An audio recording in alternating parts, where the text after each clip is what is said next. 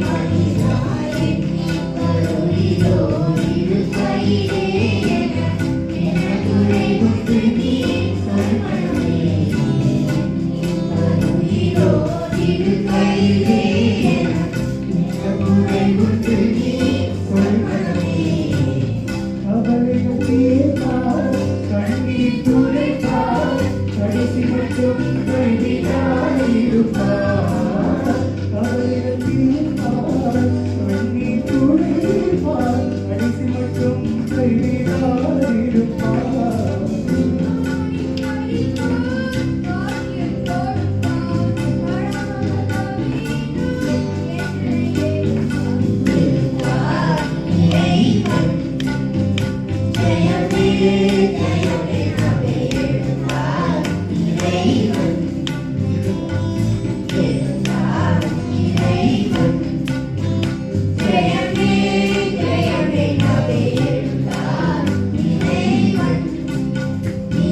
வாழ்க